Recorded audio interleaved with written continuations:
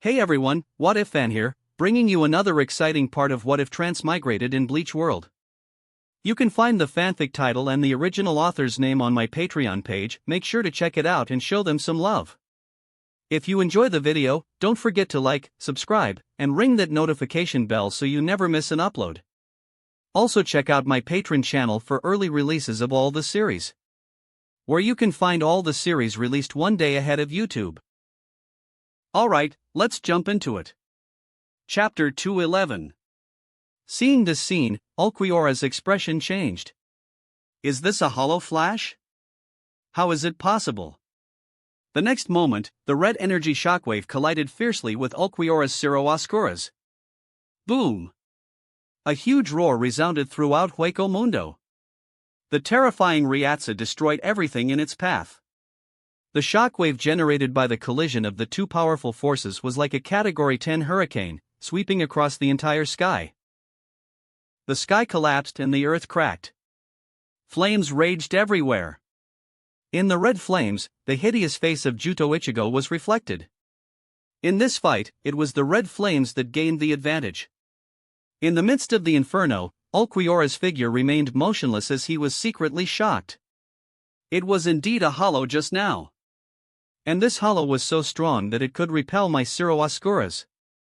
Absolutely impossible. No matter how much it looks like a hollow, it is still a human being. How can a mere human release a Zero? Immediately, Ulquiora's expression changed again, because Ichigo Kurosaki, who had transformed dramatically, had silently appeared behind him. He immediately condensed another Oscuras and launched an attack. However, the powerful black hollow was once again dispersed by the opponent's red hollow flash. After the attack, Ichigo Judo seized the opportunity and grabbed Ulquiora's arm, slashed it with his sword, and cleanly cut off one of Ulquiora's arms. Blood spilled onto the ground, and Ichigo Judo roared to the sky, his breath like that of a beast, devoid of all reason.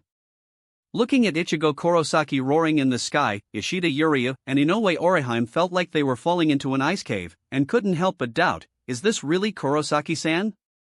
Why has he become so terrifying?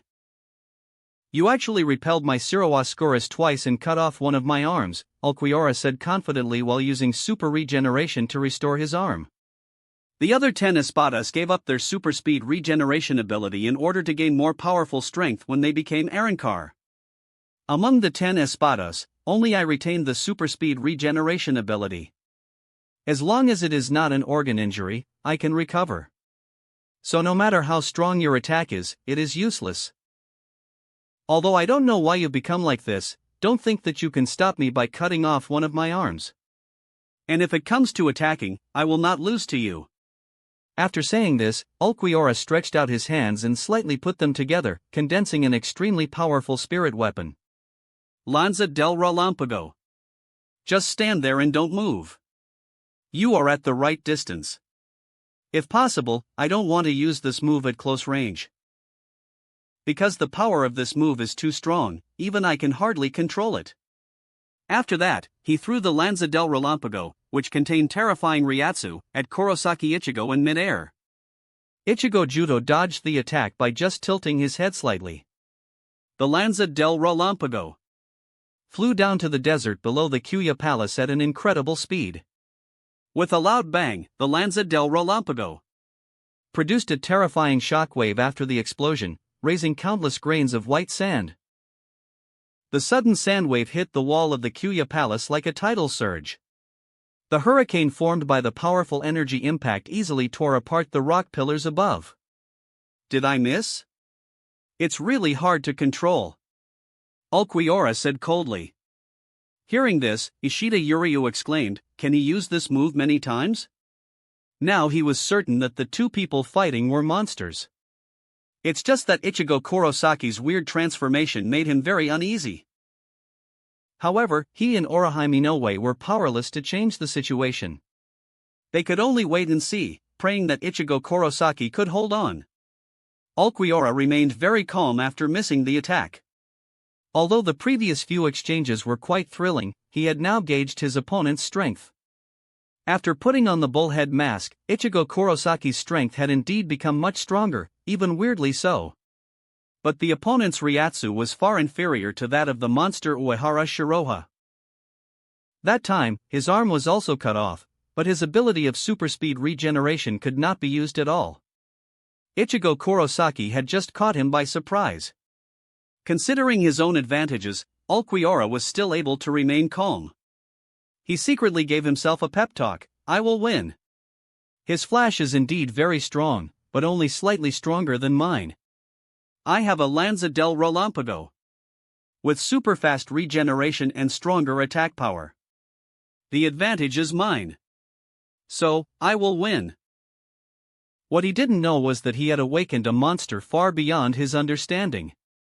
While he was thinking, he saw golden hair fluttering, and Ichigo the bullhead came behind Ulquiorra in an instant. Impossible, my sensory nerves didn't react at all. Ulquiorra frowned in confusion.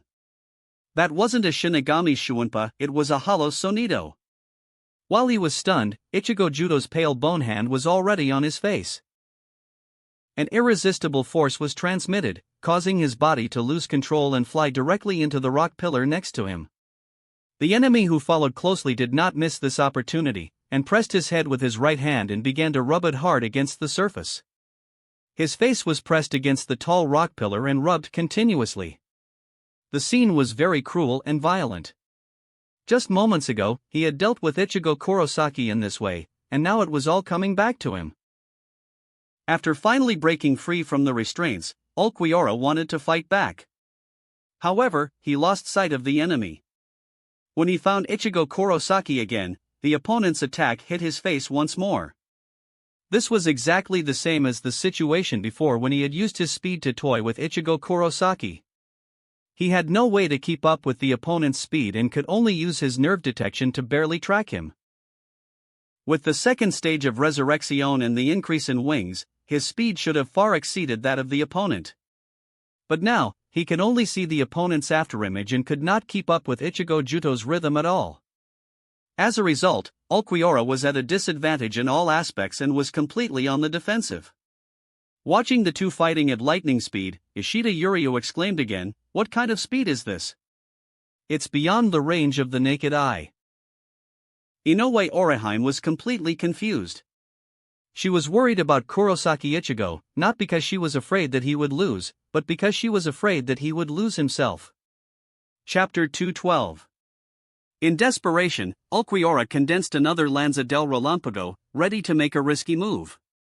The previous exchange had proven that his Ciro Oscuras was ineffective against this opponent. His only option now was to detonate the Lanza del Relampago at close range and try to regain the initiative. Even though both combatants would suffer severe damage if it exploded at such proximity, Ulquiorra still had one advantage: his super speed regeneration. In terms of recovery, he wouldn't lose. However, just as the Lanza del Relampago formed, it was seized midair by Juto Ichigo with one hand. At the same time, Ichigo's sword came down, slicing off one of Ulquiorra's horns. Juto Ichigo's fighting style was brutally simple. Overwhelming speed, monstrous defense, shattering the Lanza del Relampago with his bare hands, and severing the demon horn with a single slash. There was no complexity, just unstoppable force. Ulquiorra found himself completely helpless.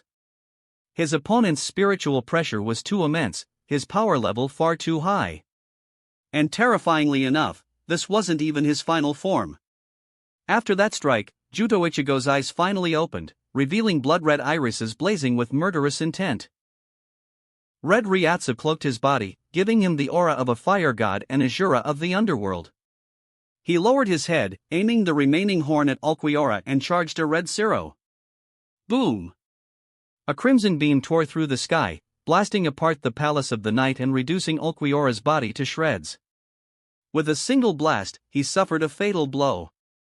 Even super speed regeneration couldn't save him now, his internal organs had been obliterated. He was already a dead man walking. Yet Juto Ichigo didn't stop. He continued his merciless assault, ravaging the mangled body. This was no longer combat. It was the desecration of a corpse. Ishida Yuryu, unable to stand by, rushed in to stop Ichigo. But instead of coming to his senses, Ichigo knocked him down and aimed a Ciro directly at him. neither Yuryu nor Oraheim had expected this. They stood frozen, stunned by Ichigo's intent to kill his own comrade. Caught off guard, Yuryu couldn't dodge. But just then, Ulquiorra, with the last of his strength, conjured a blade of energy and slashed through Ichigo's horn, the source of his hollow power. Ulquiorra had watched Ichigo's evolution from the beginning. Though Ichigo's growth had been rapid and his bull-headed form terrifying, the weakness in his hollowification remained unchanged. With a clean, decisive blow, Ulquiorra severed Ichigo's source of power, forcing him out of his hollow form. The mask shattered. Ichigo collapsed to the ground, returning to his human self. Oraheim immediately rushed to heal him, only to find his body recovering on its own. Ichigo awoke, glancing at his chest in confusion. Didn't I have a hole in my chest? I'm not dead? His memory was blurry. All he could recall was Ulquiorra's siro piercing through him. The rest had been a haze of rage and loss of control. Seeing Ulquiorra still standing, Ichigo rose and shouted, "Ulquiorra! Let's continue! I'm going to defeat you!" Ulquiorra looked at the restored Ichigo, his voice filled with rare passion. "Come on, Kurosaki! Let's settle this!"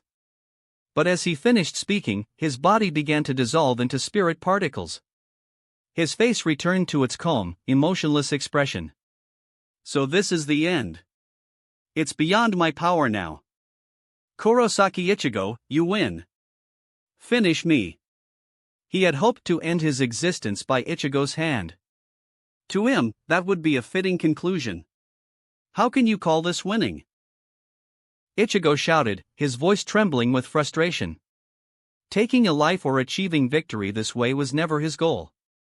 He wanted to win through strength and fairness. Seeing the fire in Ichigo's eyes, Ulquiorra's expression changed once more, genuinely, and for the last time. He released his resurrection form, returning to his original appearance. He had never expected Ichigo to understand the meaning behind an enemy's existence. And now, in this fleeting moment, Ulquiorra finally understood what a heart was. For the first time, he accepted that there were things in the world that could not be swallowed by emptiness. What a shame! Just when I started to take an interest in you, it's already too late. Only Ulquiorra's cold voice lingered in the wind. His body turned to dust, disappearing into Hueco Mundo. And everything returned to silence. Meanwhile, in the replica of Karakura town, the battle between the Shinigami captains and the Espada raged on. Despite the intense scene, both sides were holding back. The Shinigami were waiting for reinforcements. Once all the captains arrived, with Uehara Shiroha and Kurosaki Ichigo joining them, victory would be within reach. So for now, their goal was simple: hold the line. On the other side, the Espada wanted a swift victory. But they too were holding back. The reason? Uehara Shiroha's power had redefined the battlefield. His sword alone had raised the ceiling of strength in the Shinigami world. It had shaken the self-confidence of every master. Once, they thought themselves invincible. But after seeing that blade, none dared call themselves strong. They felt like ants. Uehara Shiroha had shattered the Arrancar's backbone with a single slash, broken their illusions of power, and ushered in an era of transcendence. Now, no matter how brilliantly Hogyoku Aizen or Hollified Ichigo performed, they were merely shadows cast by Shiroha's brilliance. The Espada had lost their edge. Their swords, dulled by fear. And without that edge, a quick victory was impossible. Even though Uehara Shiroha wasn't physically present, his very existence influenced the battlefield. For example, in the original timeline, Matsumoto Ranjiku would have been overwhelmed by the beast god Ione, her noble strength cut down in tragedy. But this time, Harabel's three Fraction didn't charge in recklessly. They didn't use their special moves immediately. They chose the most cautious, conservative fighting style.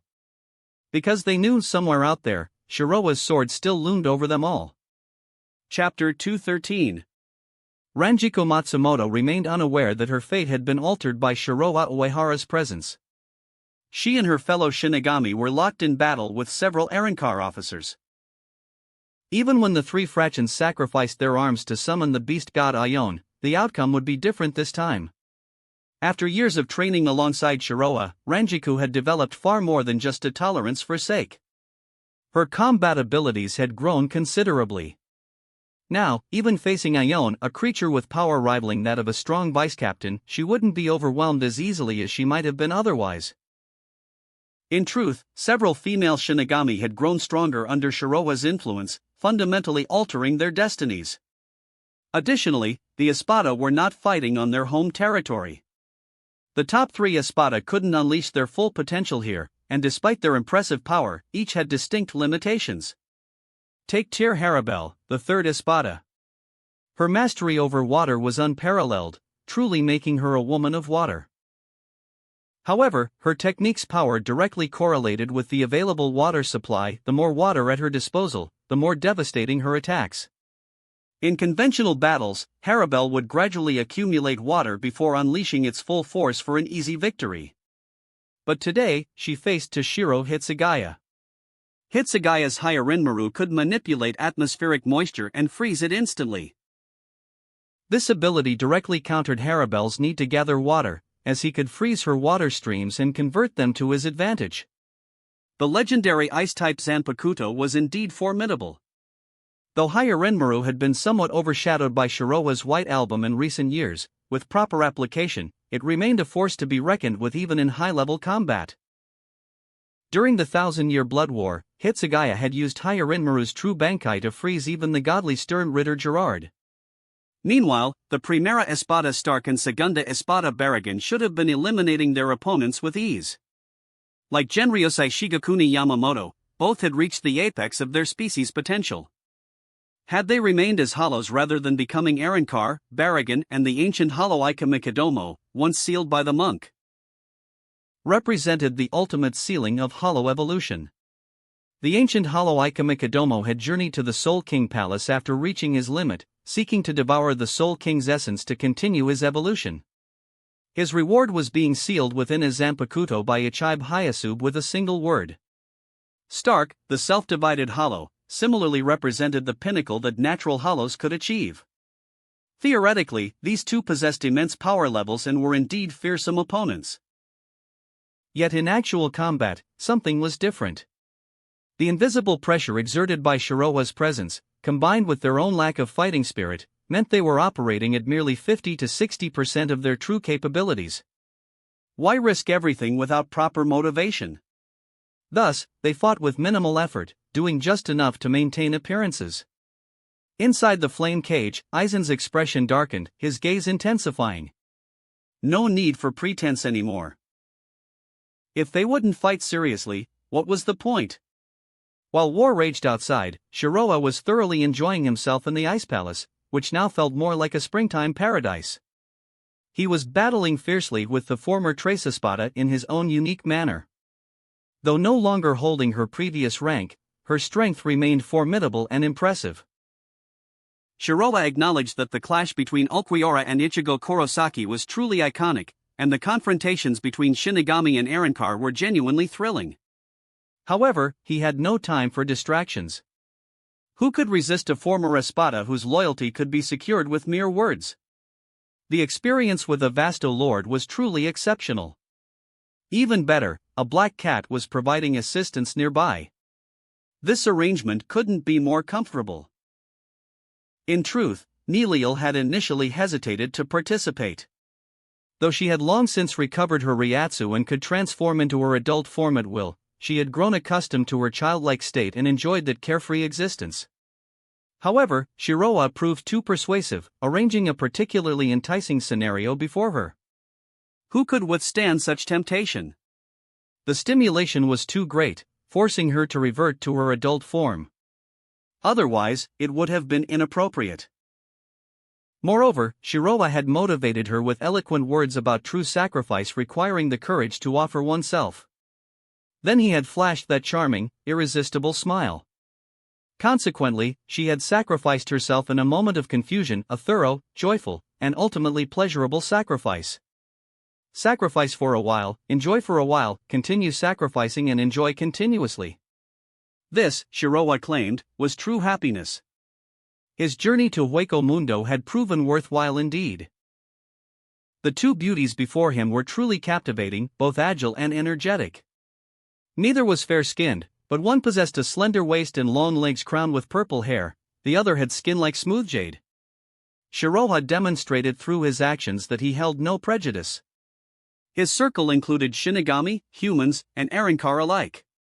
All beings were equal in his eyes, and he embraced all forms of existence. Watching Yoruichi Shihoin dress slowly, Shiroha inquired, feeling less tense now? You showed remarkable courage earlier. There's no reason to fear Aizen. The battle on Ichigo's front had concluded, and Shiroha had finished his own engagement as well. The difference was stark, the trio felt hollow after their victory, with Buddha Ichigo even developing post-traumatic stress. Meanwhile, Shiroha lived a fulfilling, enjoyable, and contented existence. In truth, the top combatants in the Bleach universe weren't as impressive as legend suggested. Ichigo, despite possessing divine potential, often performed merely on par with ordinary fighters. Buddha Ichigo, embodying the trinity of human, god, and demon, had a high ceiling but an inconsistent floor. His reliability was questionable at best. Aizen sought godhood but had wandered onto the path of demonhood instead.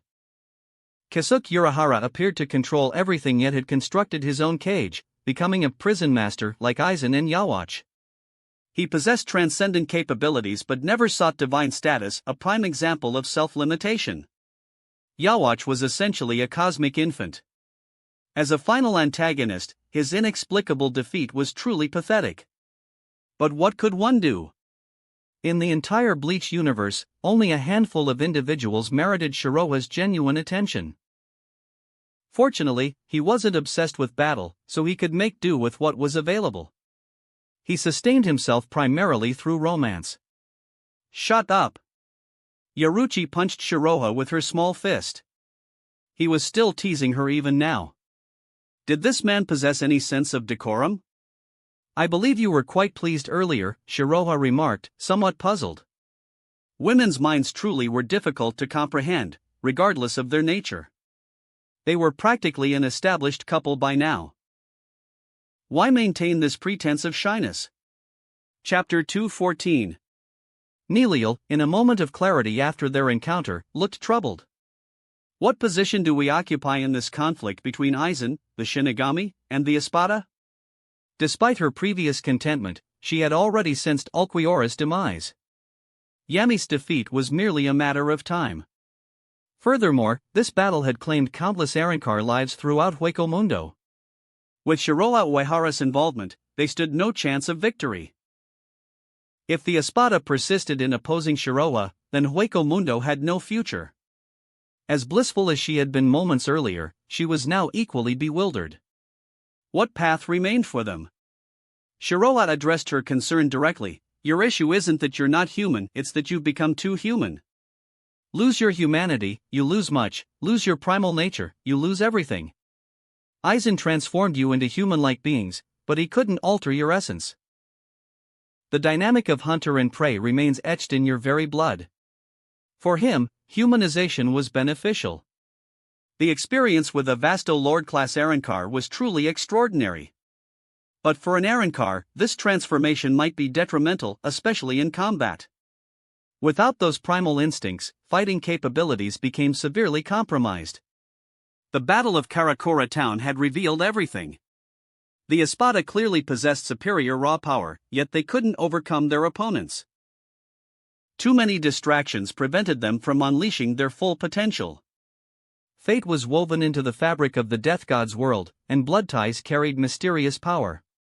The Shiba clan had always embraced self-sacrifice instead of serving the Soul King. Members of this family possessed an unbreakable spirit of selflessness. This lineage produced a proxy Soul King dedicated to protecting his companions.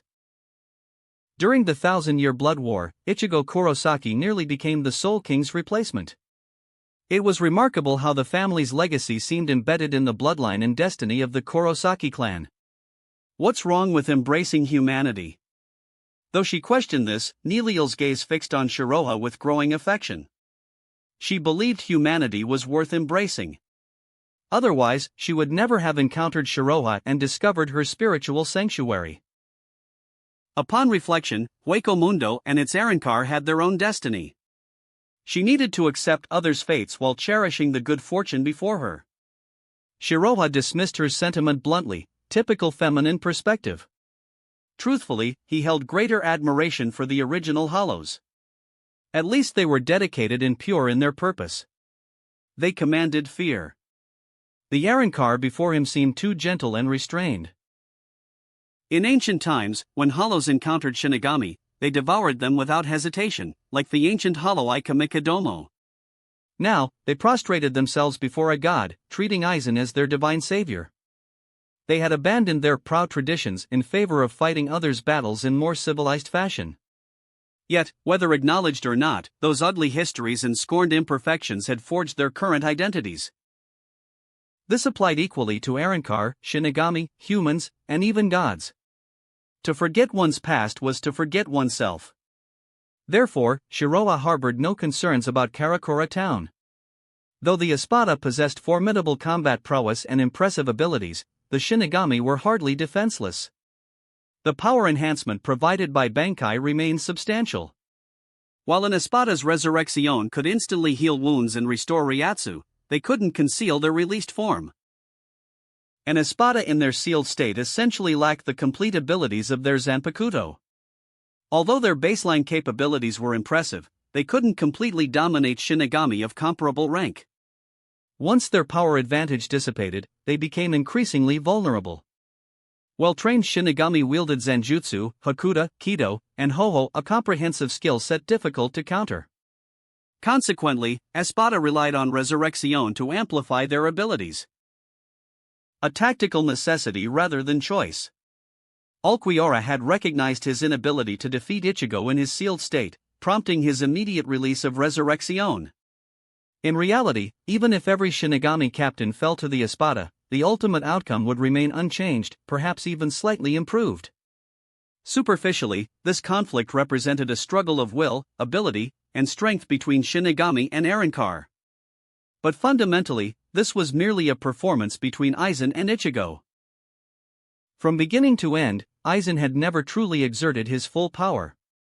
Had victory been his genuine objective, Kyoka Suigetsu would have activated its complete hypnosis, rendering them helpless. No one except Ichigo could have resisted. Yet Aizen had refrained. Because destruction wasn't his purpose.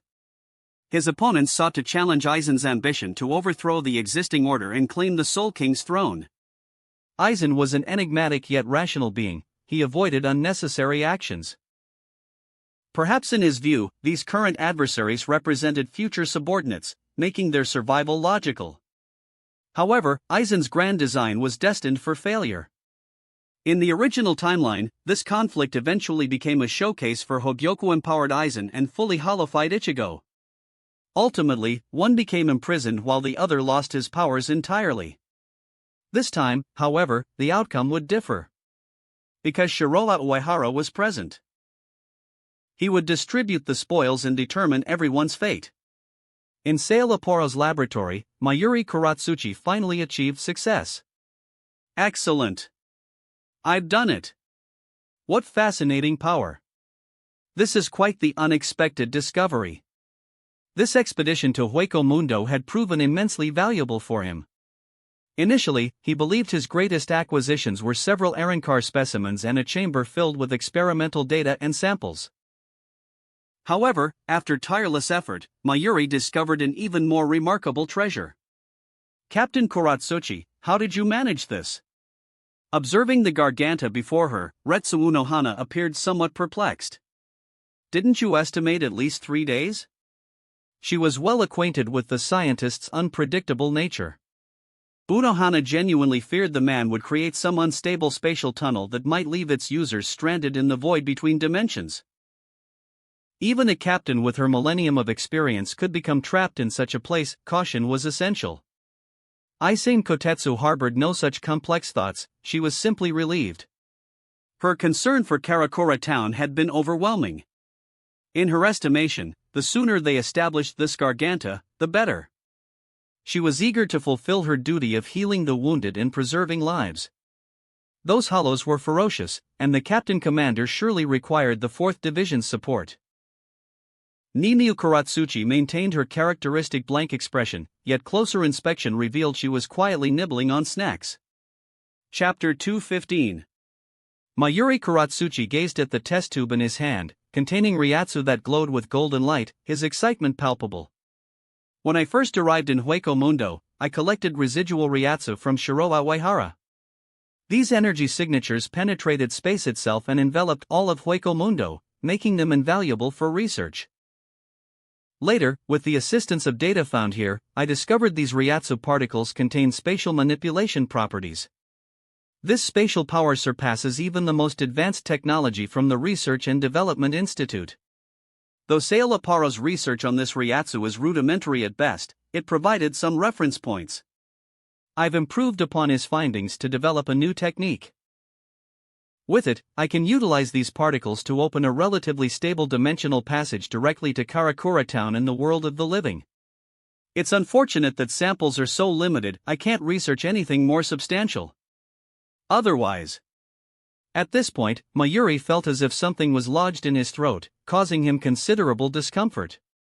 In truth, the power and mystery contained within this Ryatsu were 100-fold greater than what he had described. He even suspected that Shiroa's power approached that of the Soul King himself. This high-level Ryatsu held immense research potential, with limitless applications and endless mysteries. The power that both warriors and scientists had pursued for centuries could almost be realized through this Ryatsu. It was a transcendent power, a power only gods should possess. For scientists like himself, this Ryatsu represented an irresistible temptation. The problem was that he possessed too little of it, and he needed to expend what he had opening the dimensional passage. Most troubling was that faced with such extraordinary Ryatsu, Mayuri had no idea where to begin his analysis. He was like an elementary student who had somehow obtained a university-level quantum physics textbook. Even if he studied it to pieces, comprehension would remain beyond his grasp. Far from analyzing its mysteries, he couldn't even begin to understand its basic properties. An immensely tempting treasure lay before him, but he lacked the capability to access it. The situation was excruciating. Ultimately, Mayuri chose to use the samples practically out of sight, out of mind. Though wasteful, he saw no alternative. For now, it was the optimal choice. In the Ice Palace, Shiroa attended to the increasingly relaxed Neliel. After a while, she returned to her smaller form and drifted to sleep with a contented smile. The significant energy expenditure had forced her into an energy conservation state. Yoruchi Shihoin, ever restless, was preparing for the upcoming conflict. At that moment, Shiroa sensed a peculiar connection through his own Ryatsu. He instantly became aware of Mayuri's activities. He discovered the scientist was using his Ryatsu to open a garganta. Though it was merely residual energy disconnected from his primary spirit body, without Shiroa's consent, none could harness the spatial properties within it. This level of spatial manipulation was power exclusive to Shiroa. No matter how others might covet or study it, they could never claim it as their own. Considering that Mayuri had always been reasonable, and that Unohana would eventually be his ally, he granted permission to use the residual Ryatsu. It was merely a garganta, after all. Even without his Ryatsu, Kisuke Urahara could have managed the task. The moment he granted authorization, Shiroa sensed activity from the beacon he had placed on Ranjiku Matsumoto. Ranjiku was utilizing Haniko's Shurikai against Harabel's 3 female fraction. As a wind-type Zanpakuto, Haniko's blade dissolved into ash upon release. With a simple swing of the hilt, Ranjiku could control the ash particles for offensive maneuvers. This attack method bore similarities to Byakuya Kuchiki's Shurikai, Senbunzakura. Haniko also provided defensive capabilities, making it a formidable technique for both offense and defense, much like Senbunzakura, and particularly effective in battles against multiple opponents. With her enhanced Shuinpa, Ranjiku could engage 3 enemies simultaneously and even gain the upper hand. The 3 fractions suffered considerably due to their miscalculation of Ranjiku's strength and Haniko's capabilities. Their bodies were lacerated by Heineko's ash, resulting in numerous minor wounds. If not for the Arrancar's Hierro providing defensive protection, they would have collapsed with severe injuries. In the original timeline, Ranjiku had required Momo Hinamori's assistance to fend off these three opponents. Now, she accomplished the task alone. Her strength had improved dramatically compared to her original potential. After fighting for some time, the three female subordinates ceased holding back. This Shinigami woman was too elusive, and her Zanpakuto-S abilities proved more troublesome than anticipated. Having dragged the battle out for so long, they felt they were disappointing Harabel. They resolved to fight earnestly and not embarrass their Tercera Espada master. Three commands echoed across the battlefield. Thrust, Cierva. Devour, Leona. Strangle, Anaconda. Following their resurrection, the three women transformed into bestial hybrids, a deer, a lion, and a snake. Simultaneously, their injuries healed completely, and their abilities and strength increased dramatically. With their Ryatsu surging, they launched their coordinated attack. Apache, the deer, charged with her antlers. Mila Rose, the lioness, swung her massive two-handed sword in a devastating arc. Sun, the snake, whipped her elongated tail behind her as she lunged toward Ranjiku. Facing this fierce assault from three powerful Arrancar, Ranjiku remained composed, employing Shunpa to evade. The transition from stillness to motion was nearly instantaneous. Relying on lightning-fast Shunpa, she successfully avoided their combined attack. How did you dodge that? What just happened? After striking nothing but air, Apache roared in frustration. They had been outmaneuvered by their enemy's speed multiple times. This enraged her beyond measure. This damned Shinigami was too slippery, even their Pesquisa couldn't track her movements. Mila Rose analyzed the situation solemnly. She's using that Shinigami technique called Shunpa. It's a high-speed movement similar to our Sonido.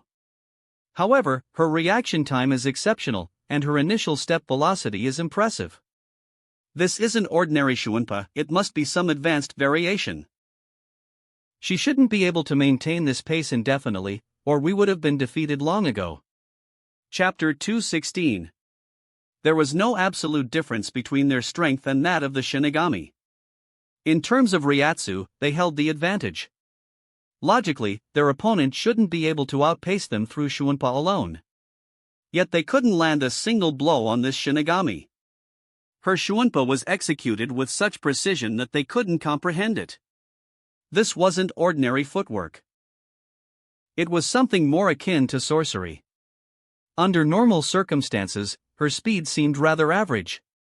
But those moments of sudden, inexplicable acceleration were truly maddening. This was precisely how she managed to fight three opponents simultaneously. Without that mysterious footwork, they would have overwhelmed her long ago. She shouldn't be able to counterattack while evading, she hasn't mastered this technique completely, Sun concurred with Mila Rose's assessment. She had concluded that this footwork wasn't natural to this Shinigami. A Shinigami's Zanpakuto typically granted a singular ability. Otherwise, with the speed she had demonstrated, she could easily have severed their heads already. No footwork will save you, just die. Apache roared, aiming the horn protruding from her head at Ranjiku Matsumoto. A crimson cirro blazed toward its target. She had abandoned any pretense of finesse. Since their opponent could only evade, a large-scale attack was the obvious solution. Witnessing this, Sun and Mila Rose had to acknowledge that employing Cirro was indeed the optimal strategy.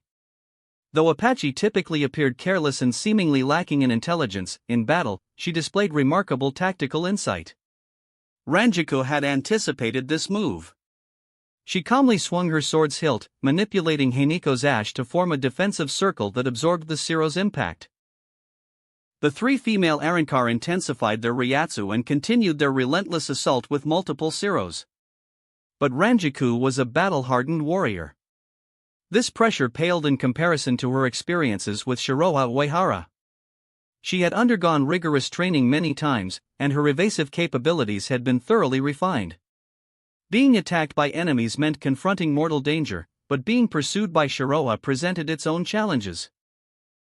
Once caught, it meant enduring a fate both painful and pleasurable, perhaps worse than death itself. The threat was substantial indeed. Thus, at each critical moment, Ranjiku responded flawlessly, successfully evading several consecutive Siros.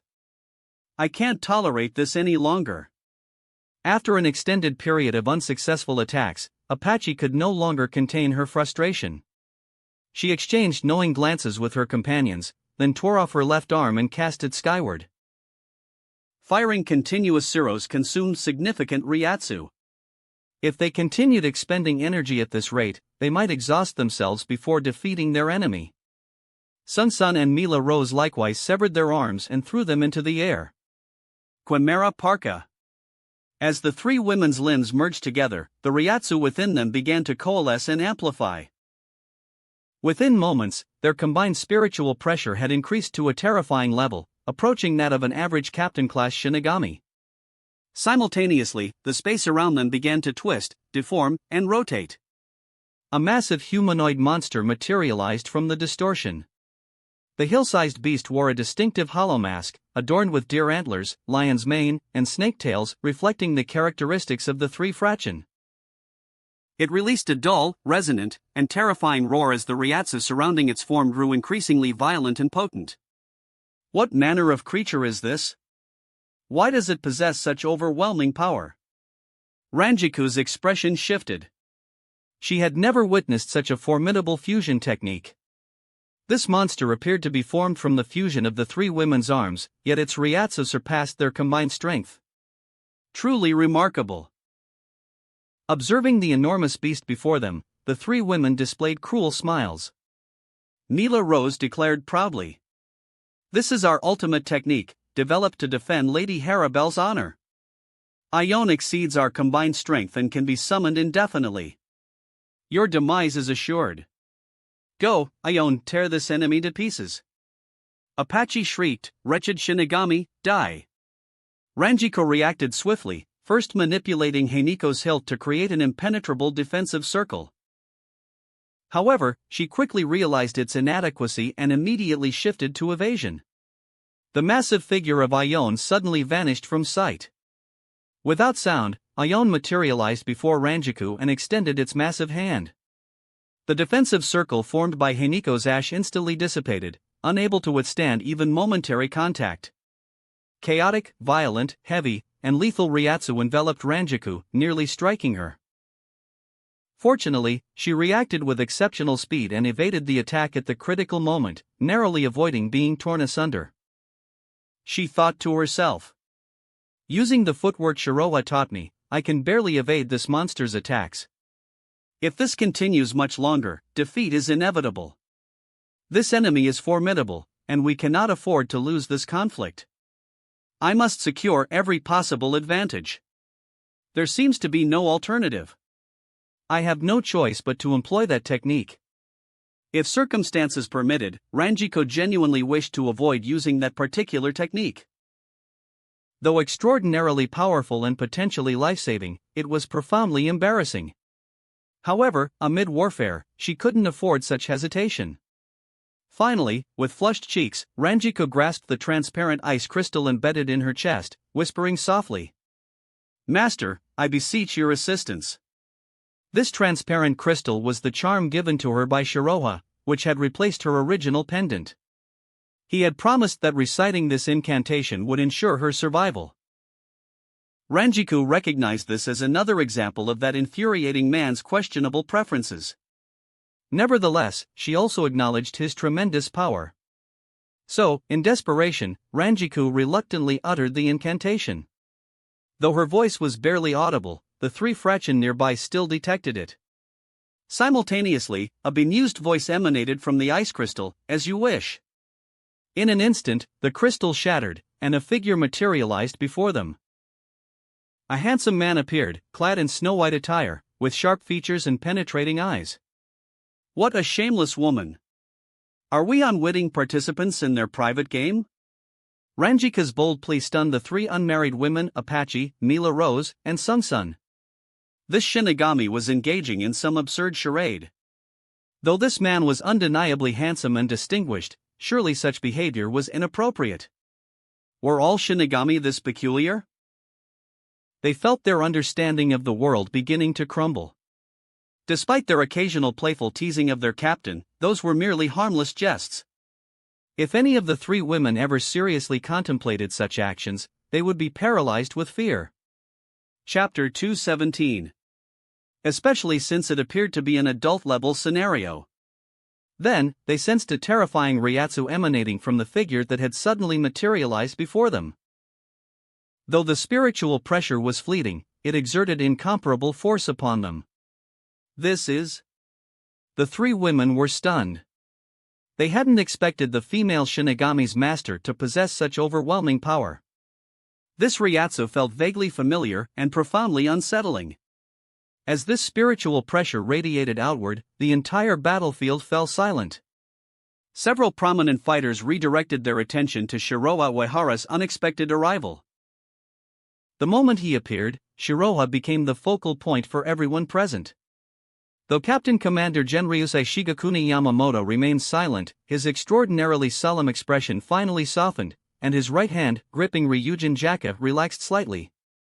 After noticing the abnormally potent Reiatsu of the elderly man, he had been prepared to intervene.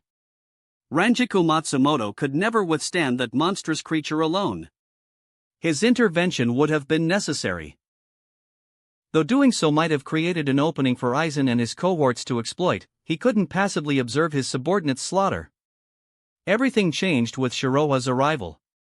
Shiroha had come, and victory was assured. Despite the man's questionable demeanor, his combat prowess was unquestionably formidable. Even he, the most powerful Shinigami, couldn't confidently claim he could defeat Shiroha in his current state. It was precisely this consideration that led Yamamoto to permit Shiroha's repeated bending of established rules. In truth, provided Shiroha didn't exceed certain boundaries, and as long as Squad Zero remained uninvolved, he would not directly confront him. Because the man possessed both the qualifications and strength to command genuine respect. Besides, the future inevitably belonged to the younger generation. Concerning Shiroha, Yamamoto never hesitated to exercise additional tolerance. This surprised Shunsui Kairaku. After all, anyone who dared violate regulations, even his beloved students, typically faced the old man's unrestrained wrath. Shiroha stood exempt from this restriction. He was truly privileged. Baragon, having just reverted to his original form, glared fiercely toward Shiroha's direction, muttering discontentedly. Troublesome brat. Had this upstart not appeared to disrupt everything, victory would have been mine. After releasing his Resurrection, his power had increased dramatically, easily suppressing his opponents and extinguishing their fighting spirit. Baragon preferred this methodical psychological dismantling to swift execution. He delighted in systematically destroying his enemy's resolve, never tiring of the process. He had been approaching the precipice of success. The woman and the large man were already displaying signs of panic. He had maintained complete control of the situation. Baragon yearned for this sensation of dominance and absolute authority. Curse Aizen, curse Shiroha. Aizen had stripped everything from him. And from the moment that youth named Shiroha materialized, the collective morale of all Shinigami soared.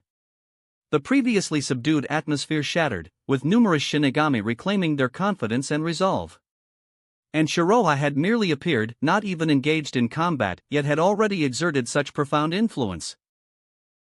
This evoked both resentment and envy in Baragon, though he remained powerless to alter the circumstances. He would never genuinely serve Aizen. Shiroha represented Aizen's adversary, not his own. Whoever sought to challenge such a formidable opponent could proceed, he would maintain his distance. With this perspective, Baragon redirected his attention to the enemies before him. Meanwhile, Suifon, in her battle-damaged attire, no longer exhibited her previous discouragement and helplessness. Her expression had reclaimed its characteristic firmness and determination. Merely sensing the man's powerful Reiatsu infused her with boundless strength and fighting spirit. This time, defeat was inconceivable. Finally arrived. Upon witnessing Shiroha's appearance, Shunsui Kairaku exhaled with palpable relief. Is that Shiroha Uehara? Stark remarked with characteristic indolence. The troublemaker has arrived. The atmosphere has transformed. What a formidable individual. And remarkably youthful and handsome as well, truly unfair. Enough idle chatter, take action and approach this seriously, you indolent fool. From below, Lilynette was anxiously bouncing with agitation. Stark's expression finally adopted genuine seriousness. Shiroa's arrival combined with your unreleased Bankai. The situation indeed appears precarious. It seems I must reveal my genuine capabilities. Lilynette, approach me. Jushiro Yukitake on the ground graciously refrained from impeding Lilynette. Even amid warfare, he conducted himself with genuine nobility. This stood in stark contrast to the cunning old silver coin confronting Stark overhead. Shunsui Kayaraku embodied nothing resembling a gentleman. He would steal when opportunity permitted and exploit any advantage available. Because this conflict harbored no innocence. His sole responsibility was protecting his companions and defending Soul Society. To achieve these objectives, Kayaraku would employ any necessary means, regardless of consequence. Currently, however, his pressure had diminished significantly. Because Shiroha had arrived. The previously diminished morale instantly rejuvenated. Continuing this trajectory, they might achieve victory without genuine combat. Thus, he maintained his composure, simply seeking additional intelligence. Presently, Kayaraku observed Stark and Lilynette standing together with apparent casualness, inquiring with evident confusion. That's your claim, but what action can you actually implement? 2 against 1? Or perhaps release your Resurrection? He possessed some knowledge regarding Arrancar Resurrection. He had witnessed Barragan's release. Following Resurrection, Barragan's capabilities had improved comprehensively, with his exerted pressure increasing dramatically. Evidently, Resurrection paralleled the Shinigami's Bankai. Careful observation was essential. Not precisely. Stark placed his hand atop Lilynette's head, explaining. An Arrancar's Zanpakuto differs fundamentally from your Shinigami weapons, it functions as a seal containing our inherent power. Thus, an Arrancar's release represents the process of reclaiming our true strength. This constitutes Resurrection. However, I diverge from other Arrancar. I sealed my power not within my Zanpakuto, but divided it into a separate entity. Lilynette and I represent 2 halves of a singular being. Therefore, my Resurrection involves merging with Lilynette. Through this, I reveal my authentic form. Regardless of his comfort, despite his preference for inactivity, he neither desired meaningless death nor wished to witness his companion's tragic demise. Chapter 218. Even a self-made Vasto Lord would experience considerable pressure when confronting someone of Shiroa Uehara's caliber. Therefore, Stark couldn't afford restraint and had no choice but to release his Resurrection. A brilliant white light flashed, and Primera Espada Stark completed his transformation. Being a self-made Vasto Lord, his appearance hadn't altered dramatically except that he now wielded 2 gleaming pistols resembling ornate revolvers.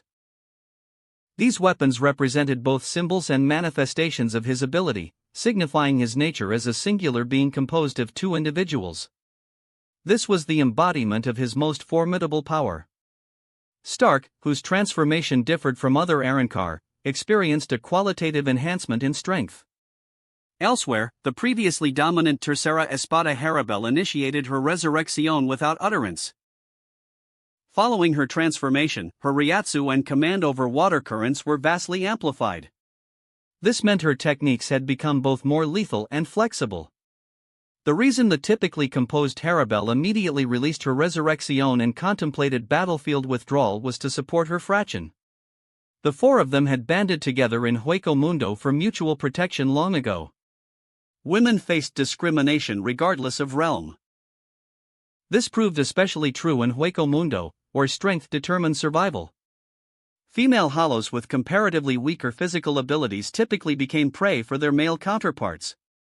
It was Haribel who had rescued Apache and the others from male adversaries. Subsequently, the 4 women relied upon each other, developing bonds akin to sisters. Now that the three faced a formidable opponent like Shiroa, Haribel was determined to rescue them. Observing his opponent's increased power, Toshiro Hitsugaya, who had maintained a defensive posture, remained composed. He spoke with remarkable self-possession.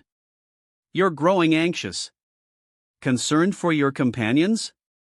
Your apprehension is justified.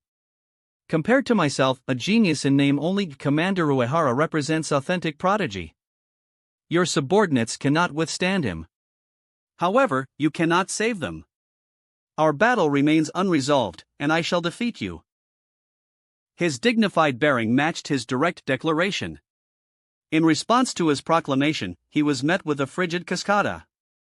The subsequent moment, Hitsugaya was propelled backward by an overwhelming torrent of water.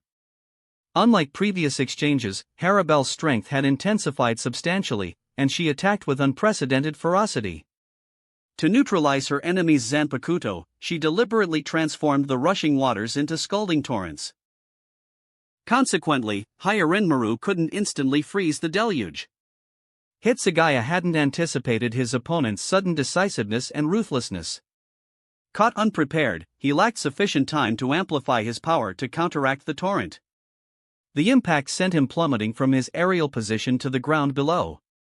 Haribel didn't spare the fallen Hitsugaya a glance, advancing directly toward her three subordinates. Observing the reinvigorated Shinigami and the three retreating Espada behaving as if confronted by an insurmountable force, Shiroa remarked with resignation. "Why such collective panic? I'm merely a clone. Is such terror truly necessary?" He remained in the Ice Palace, indulging himself. The entity before them was simply a replica he had created by combining his unique spiritual abilities with advanced techniques that approached perfection. Shiroa's current capabilities represented formidable techniques bordering on transcendence. A single ability exceeding perfect mastery was already remarkably potent. When multiple transcendent abilities interconnected, their power increased exponentially. For instance, the conventional Bankai Shunko remained constrained by Shinigami limitations and couldn't transcend established boundaries. But after integration with his evolved spiritual powers, the infinite Shunko could shatter not merely Shinigami constraints but even transcendent limitations, truly a power surpassing divine capability. This represented the extraordinary effect of combining multiple formidable abilities. Indeed, the synchronized application of multiple abilities approached omnipotence. Similar to the ice clone provided to Ranjiku Matsumoto, it no longer represented simple replication but had evolved into an external manifestation. Through profound cultivation, relentless dedication, and spiritual refinement, Shiroa had forcibly elevated his original techniques to divine classification. This constituted authentic strength. Within the Ice Palace, Shiroa effortlessly controlled two bodies simultaneously. The primary body experienced no strain. He reclined comfortably, savoring the moment. Through the clone, he exerted minimal effort for control while experiencing battle's exhilaration.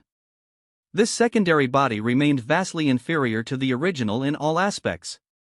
Yet it offered distinct advantages. This arrangement allowed Shiroa to experience combat at reduced capacity. Had his original form arrived, no strategy would be necessary. Advanced Kido techniques combined with physical sacrifices could eliminate all captains in Arrancar instantaneously. The power wouldn't diminish significantly, proving more than sufficient to dispatch captain-level opponents within seconds. This paralleled Aizen's restraint from employing his Zanpakuto's ultimate potential, not from inability but from unnecessary excess. Both maintained certain principles. Excessive brutality proved unnecessary. With their capabilities, numerous methods for defeating opponents remained available. In this respect, substantial similarity between them persisted.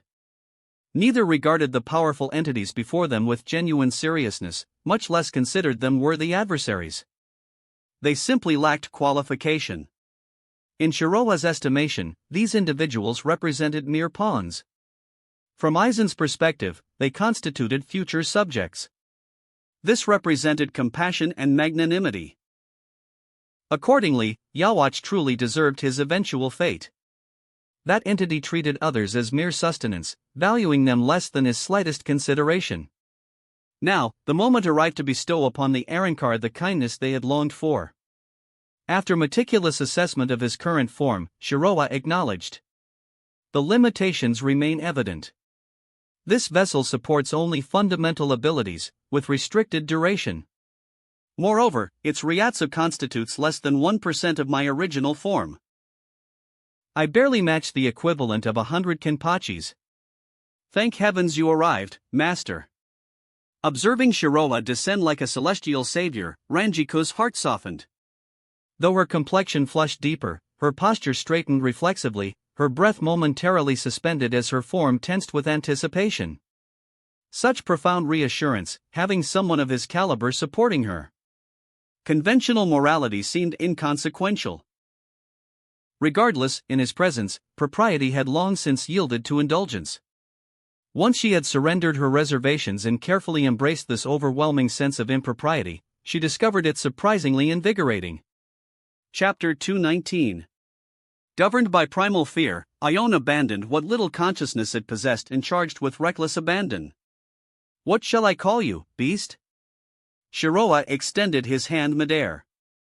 Since this vessel's Ryatsu is limited, let's begin with something impressive. Witnessing this, Sun experienced a foreboding premonition and cried out, Ione, withdraw immediately. But her warning came too late. Boom! A deafening cacophony erupted, as if the heavens had collapsed and the earth split asunder, like divine lightning striking from cloudless skies. An enormous blade of ice descended from above, impaling the hill-sized Ione and pinning it to the ground. Ione, a creature capable of slaying a lieutenant within seconds, possessed no means to resist this magnificent sword and was dispatched with the casual ease of swatting a fly. In truth, such an extravagant technique was unnecessary for dealing with Ione. Shiroa needed only a simple slash, devoid of embellishment, to eliminate this creature that had represented the greatest hope of the three fraction. Destroying Ione with a colossal ice sword was akin to hunting butterflies with artillery. For his original body, manifesting such an immense ice blade would constitute a casual exertion, barely worth acknowledgement. Yet for this ice clone, the action consumed 1/5 of its available Ryatsu, a considerable expenditure. But spectacle remained Shiroa's lifelong pursuit. This massive ice sword descending from the heavens proved far more dramatic than a mundane slash, and infinitely more magnificent. Such a breathtaking display justified any Ryatsu expenditure.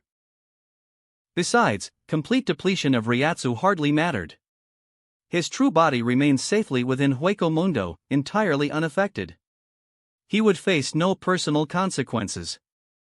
No concern whatsoever. Gazing upon the towering ice blade that radiated bitter cold and featured countless intricate, mystical patterns, Apache, Sun, and Mila Rose stood immobilized by shock. Unleashing such a devastating technique without preparation or incantation, was this remotely human?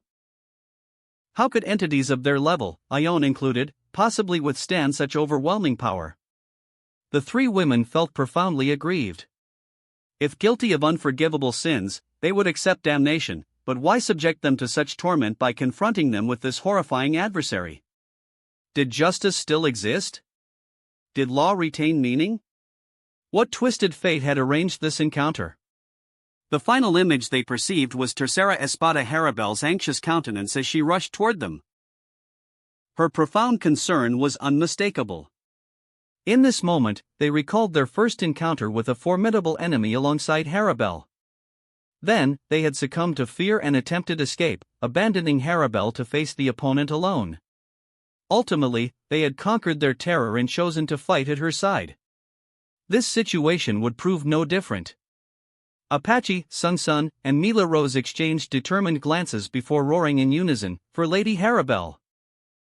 Overcoming their internal fear, their Ryatsu surged instantaneously to its zenith. The three one-armed women channeled their most devastating techniques, determined to assist Haribel against this overwhelming opponent to whatever extent possible. And then, absolute silence fell. As they directed their hostility toward Shiroa, the mysterious patterns adorning the ice sword flickered subtly. A gentle exhalation of frigid air emanated outward, instantly transforming the three women poised for their ultimate attack into solid ice. Against this extraordinary cold, neither the Arrancar's hierro, their passionate determination, their unwavering loyalty, nor their active Ryatsu offered any protection. In a heartbeat, they were rendered completely defenseless. Frozen into crystalline statues without opportunity for resistance. Having neutralized the three opponents, the towering iceblade fell silent, though it retained its breathtaking magnificence. The sword's surroundings remained perfectly still and deathly cold, like a realm eternally suspended in time. Here, all vitality had been extinguished, all motion ceased. This freezing effect had transcended the limitations of conventional ice-based techniques. The current manifestation represented something approaching transcendence, nearly beyond classification. Shiroha didn't spare the frozen women a glance, remarking dispassionately, "Even a single grain of sand can reflect light. The most glorious moment of your existence is likely occurring now. To be defeated by me represents the greatest honor your lives will ever know." Harabel, having just arrived, witnessed her three subordinates' transformation into ice sculptures. Never had she so despised her own inadequacy. Had she arrived sooner, perhaps this outcome might have been avoided. Though she had hastened to their aid with all possible speed, even had she been present from the beginning, the three women would have suffered identical fates. A warrior of Shiroha's caliber simply existed beyond conventional opposition. Nevertheless, she could not forgive herself. Long before this conflict began, Harabel recognized that war invariably demanded sacrifice. But she would gladly have offered herself rather than her loyal subordinates. Approaching the three ice statues, Harabel unleashed a cascada infused with thermal energy, partially thawing Apache and the others before carrying them away from the immediate battlefield. She turned toward Shiroha, inquiring coldly, "Will they survive?" Theoretically, conventional freezing techniques wouldn't inflict permanent damage if reversed promptly. But the one who had cast this technique was Shiroha, a man beyond conventional understanding. Therefore, Harabel remained deeply concerned for her companion's survival. "So this isn't merely performative sisterhood," Shiroha sighed with affected sentiment and replied. "It's nothing significant. With timely treatment, the worst outcome might be some cognitive impairment and occasional involuntary salivation. Nothing serious." This already represented considerable mercy. Had he attacked personally, the result might have been fatal injuries, or perhaps slightly less severe wounds. The severity depended entirely on his disposition. In good spirits, he would moderate his attacks. In poor humor, he would construct graves immediately. Recently, however, Shiroha had maintained rather pleasant temperament. Since demonstrating his capabilities, few had dared challenge him. Consequently, Shiroha generally refrained from employing excessive force. The previous attack had been merely the ice sword's automatic defensive response, a simple protective reaction. Apache and the others were simply too fragile to withstand even his indirect techniques. Whether they could achieve complete recovery depended entirely on fortune. It could only be said that even if the power of his ice techniques were diminished 100-fold, their effects would remain formidable. An ability approaching transcendence already represented pinnacle power in the realm of death, and its potential should never be underestimated. Chapter 220. I will defeat you and compel you to heal them. Harabel immediately determined the optimal solution. If Shiroha's assessment proved accurate, then saving her three subordinates required defeating him without delay. Regardless of difficulty, she must overcome this man. This represented both vengeance and responsibility. While speaking, Harabel cast a wary glance toward the immense ice sword standing silently nearby, internally alarmed. During combat, I must maintain maximum distance from that sword. So Shiroha possesses ice abilities similar to that young Shinigami captain. They both wield ice-type Zanpakuto, yet the disparity is inconceivable. If that captain's Hyarinmaru truly represents the strongest ice-type Zanpakuto, how does one explain Shiroha's capabilities? Shiroha responded calmly, "Your courage deserves acknowledgement. It's beneficial to harbor dreams. Now represents the perfect opportunity for fantasy." Among the top three Espada, Harabel embodied true responsibility.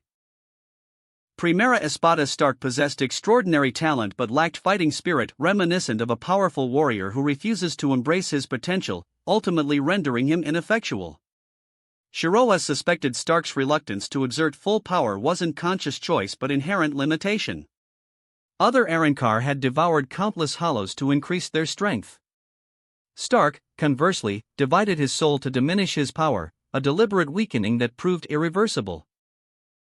While other Arrancar gained enhanced abilities through the Hogyoku, Stark's wish was to become weaker, a desire the Hogyoku faithfully granted. After two distinct instances of self-limitation and with defeatism entrenched within his essence, Stark's supposed full potential remained purely theoretical. His situation was irredeemable. In truth, Stark, who superficially appeared integrated with his companions, remained fundamentally disconnected from the other Espada. His counterparts disregarded their comrades' survival and pursued individual agendas. Aizen had accounted for everyone's motivations. Only Stark persisted in envisioning a harmonious, unified collective. Ultimately, this imagined family inevitably fragmented.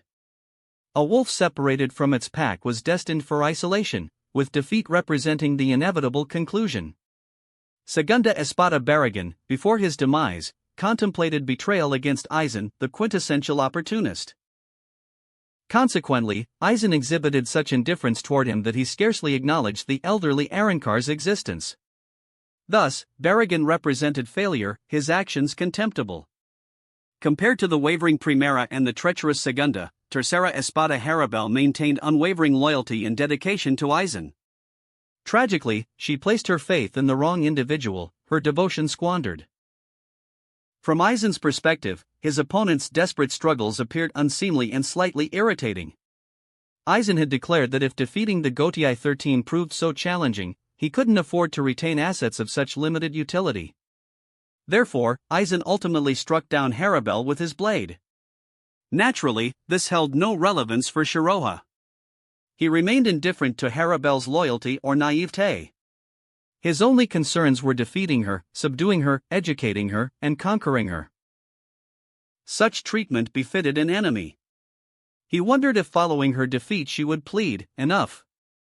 End me." He anticipated this possibility with interest.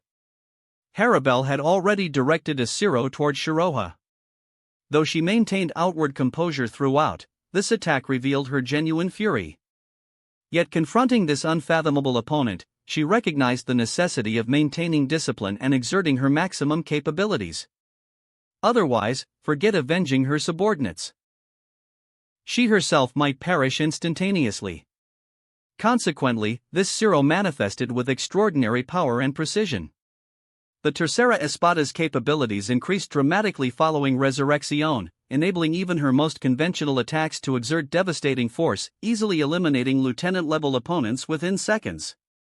However, facing this potentially lethal technique, Shiroha merely inclined his head slightly to avoid the Siro, remarking casually, "You possess considerable strength and speed, but your accuracy remains somewhat deficient. If this represents your full capacity, perhaps you and your sisters should select appropriate crutches." The earlier spectacle had consumed significant Reiatsu, so he intended to employ only fundamental abilities while toying with Haribel. In honesty, Haribel's Resurrección form remained aesthetically compelling. Golden hair and eyebrows, curvaceous physique, bronze complexion, cold beauty, azure eyes tinged with subtle malevolence. Undeniably attractive, profoundly alluring, yet maintaining imposing presence and dignified bearing, the quintessential Ice Queen. Such a woman most effectively evoked the desire for conquest.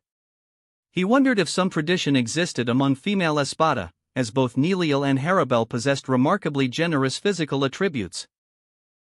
Confronted with Shiroha's provocative statement, Haribel regarded him coldly.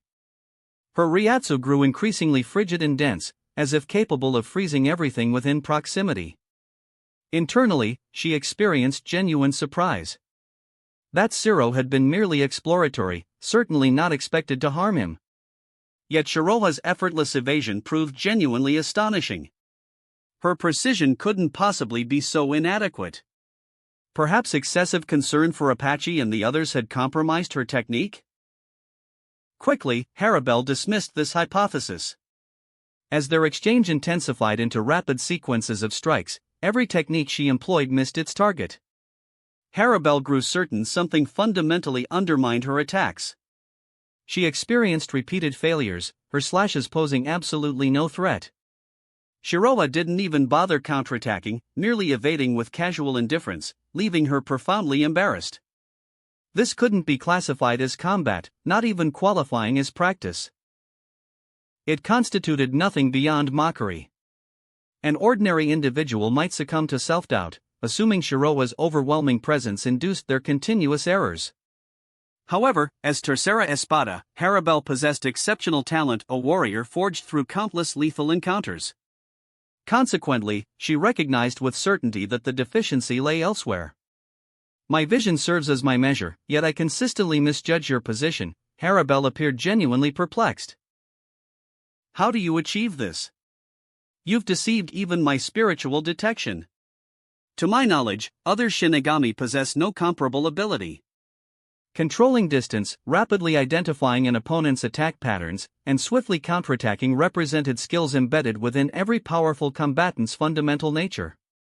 Identifying weaknesses in an enemy's techniques with minimal delay and attacking with maximum efficiency constituted the foundation of victory.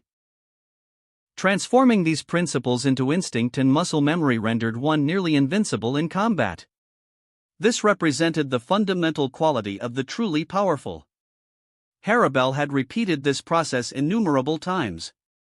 That wraps up this part of What If Transmigrated in Bleach World.